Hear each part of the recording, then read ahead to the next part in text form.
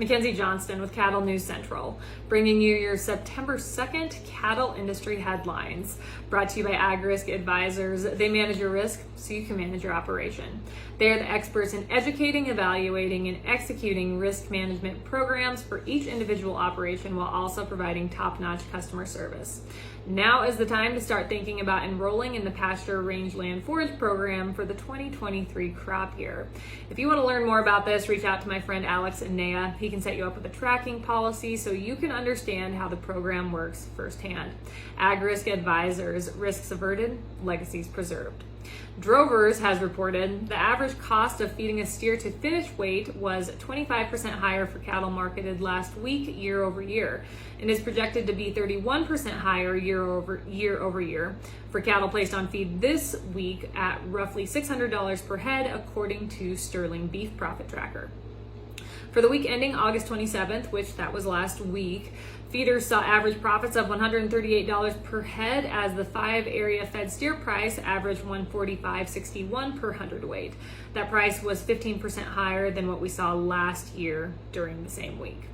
Estimated beef packer margins for the same week were $126 per head. That was down $24 per head compared to the week before, and down 89% compared to last year during the same week. Last year at this time, packers were making upwards of $1,100 per head.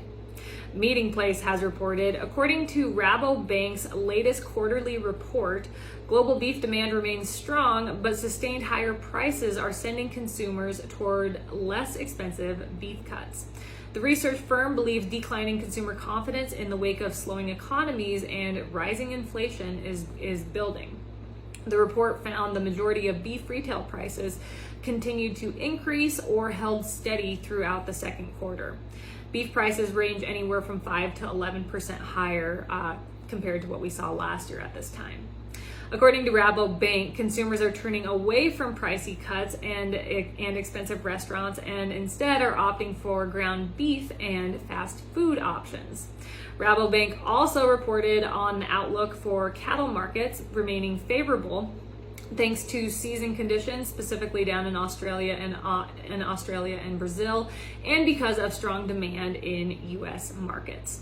This update is also sponsored by Circle 5 Cow School. If you want to learn how to preg check your own cows or start AIing, Circle 5 Cow School is definitely the way to go. Almost every week, they are hosting classes somewhere between Texas and Tennessee. They do a fantastic job. A couple weeks from today, they're going to be down in Danville, Kentucky, hosting a school. If you are in that area, I encourage you to check it out. And if you just want to check out the rest of their schedule, head on over to www.circle5cowschool.com. That is the number 5 in there, or you can go ahead and just give them a follow on Facebook. Drovers has reported, as the whole cattle industry has been talking about for the past 2 days.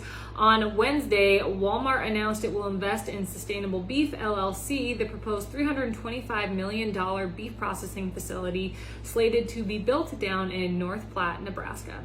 The retail giant declined to disclose the specific amount of its investment. However, we do know that it will acquire a minority in the rancher-owned packing facility and have representation on Sustainable Beef's board. Additionally, the retailer will get the majority of beef produced at the facility. So this is not Walmart's first rodeo when it comes to partnering with producers. 3 years ago, the company announced a partnership with 44 farms to source high-quality Angus beef for about 500 of its stores down in the Southeast. Walmart's senior vice president said at the time of this partnership that the move was a step towards making the beef America eats better. Walmart wants to change the dynamics of the beef industry. Quite an interesting statement. The announcement on Wednesday puts the retail giant one step closer to changing those dynamics. Walmart said the partnership with Sustainable Beef helps supplement the current beef industry and provides additional opportunities for ranchers to increase their business.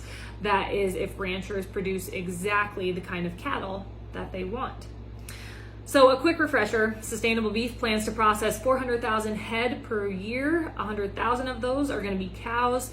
The plant will employ 875 workers and is expected to generate 1,000 jobs in supporting businesses. So this is going to be great for North Platte. They need all the help they can get. Groundbreaking is scheduled to start this month, and the facility is slated to open in 2024. So this is fantastic news.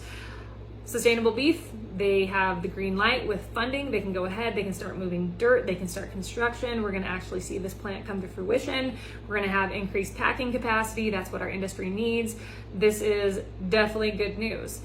You do have to wonder about a corporate partner stepping into this situation.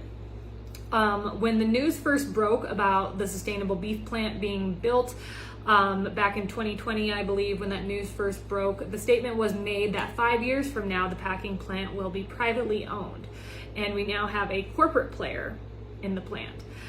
But as I said, the corporate player is going to get the wheels turning to increase packing capacity for our industry.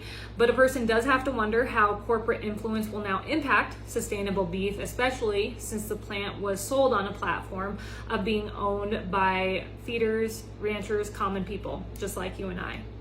So Walmart, they are all about cheaper, cheaper, cheaper.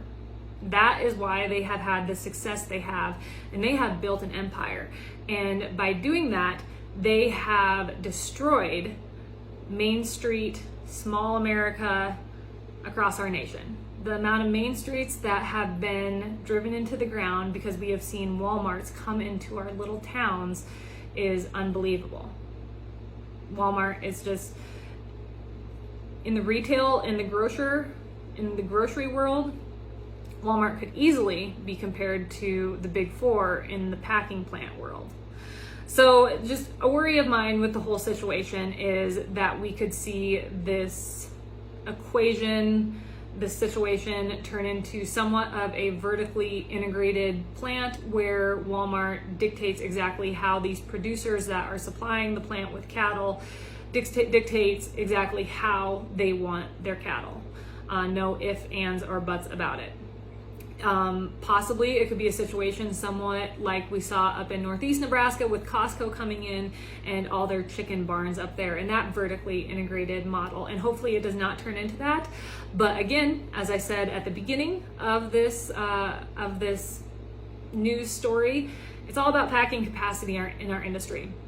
And that's what we need. And with Walmart behind Sustainable Beef, the funds will be there. They should be able to make it go. No ifs, ands, or buts about it, because we all know these packing plants,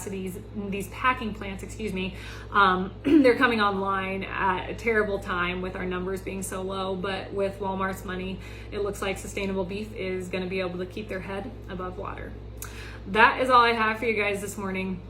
I hope everyone had a great week. I hope you all stayed cool. It has been terribly hot here in central Nebraska. It seems like this heat is never gonna let go. You guys have yourself a wonderful weekend. I'll catch you next week.